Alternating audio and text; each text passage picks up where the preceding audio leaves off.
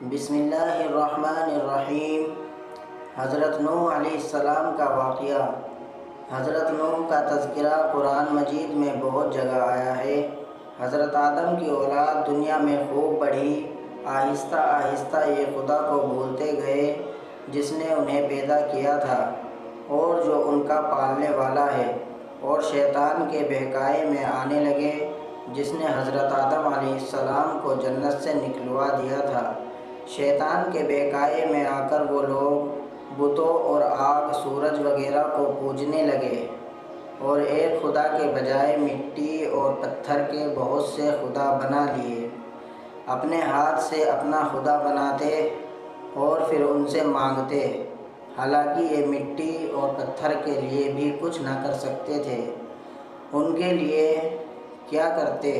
اللہ تعالیٰ جو اپنے بندوں سے بڑی محبت رکھتا ہے، اس کو یہ کبھی گوارا نہیں کہ اس کے بندے شیطان کے بہکائے میں آ کر اللہ کے علاوہ کسی اور کی عبادت کرنے لگیں اور اس کی سزا میں مرنے کے بعد دوزخ میں جلیں۔ اللہ پاک نے حضرت نوح علیہ السلام کو اپنا نبی بنا کر بھیجا۔ اس زمانے میں لوگوں کی عمریں بہت بڑی بڑی ہوتی تھیں۔ حضرت نوح علیہ السلام 950 سال تک اپنی قوم میں تبلیغ کرتے رہے کہ اے لوگو، صرف ایک اللہ کی عبادت کرو اور میرا کہا مانو، وہ تمہارے گناہ بخش دے گا۔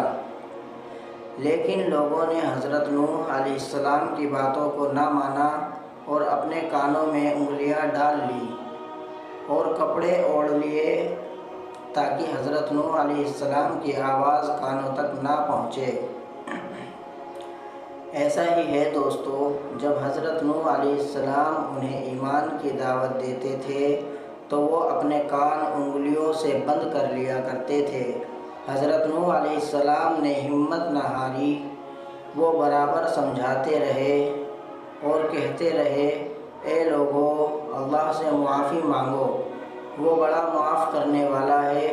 وہ تم پر آسمان سے بارش برسائے گا تاکہ تم خوب اناج پیدا کر سکو، اور اس کے ذریعے سے بڑے بڑے باغ پیدا کر دے گا، ان میں نہریں پیدا کر دے گا، تمہیں مال و دولت دے گا اور بیٹے دے گا۔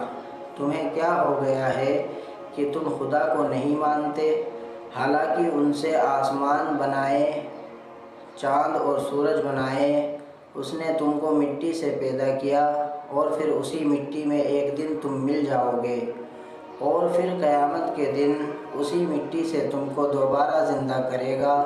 لیکن لوگوں نے اپنے بتوں کو نہیں چھوڑا اور حضرت نوح علیہ السلام سے کہنے لگے کہ ہم اپنے بتوں کو ہرگز نہ چھوڑیں گے، اور ہم تو تم کو اپنے جیسا آدمی ہی دیکھتے ہیں، اور تمہارا کہنا بھی صرف چند غریب لوگوں نے مانا، اور ہم تو تم کو جھوٹا سمجھتے ہیں۔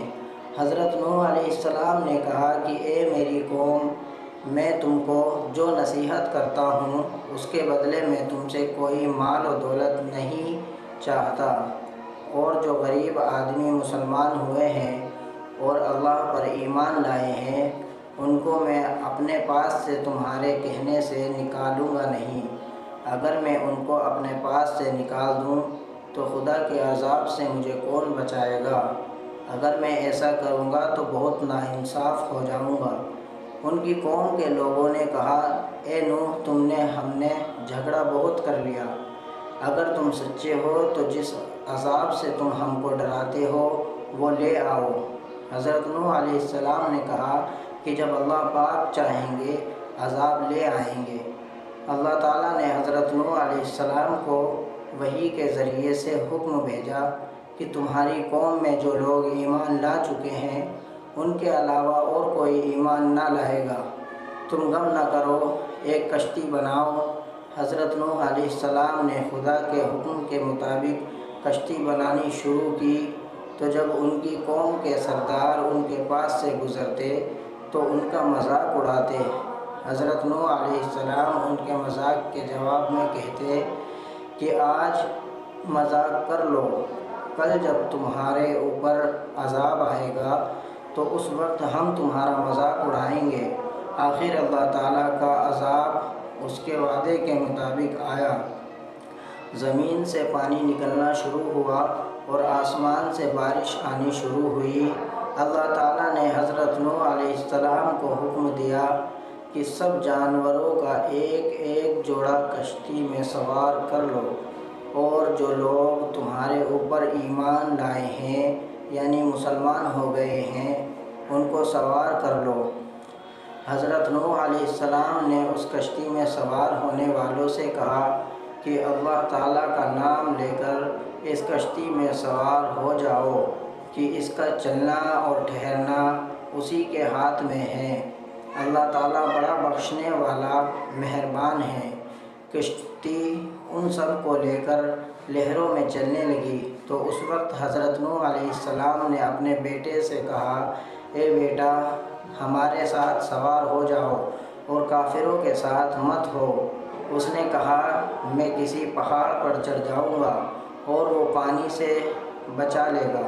حضرت نوح علیہ السلام نے کہا کہ آج خدا کے عذاب سے سوائے خدا کے کوئی بچانے والا نہیں۔ اتنے میں دونوں کے درمیان ایک پانی کی لہر اٹھی اور وہ ڈوب گیا۔ پھر خدا تعالیٰ نے زمین کو حکم دیا کہ اپنا پانی نگل جا، اور آسمان کو بھی حکم دیا کہ پانی برسانا بند کر دے، یہاں تک کہ پانی خشک ہو گیا اور تمام کافر دنیا میں ختم کر دیے گئے۔ حضرت نوح علیہ السلام کی کشتی کوہ جودی پر ٹھہری۔ حضرت نوح علیہ السلام نے اپنے پروردگار سے عرض کیا کہ اے میرے رب، میرا بیٹا بھی میرے گھر والوں میں سے ہے اور آپ کا وعدہ سچا ہے، یعنی حضرت نوح علیہ السلام کا مطلب تھا کہ اے اللہ تعالیٰ، آپ نے وعدہ فرمایا تھا کہ تیرے گھر والوں کو اس طوفان سے بچا لوں گا، پھر میرا بیٹا کیوں ڈوبا؟ تو خداوند تعالیٰ نے فرمایا کہ اے نوح، تیرا بیٹا تیرے گھر والوں میں سے نہیں تھا، کیونکہ اس کے عمل اچھے نہیں تھے۔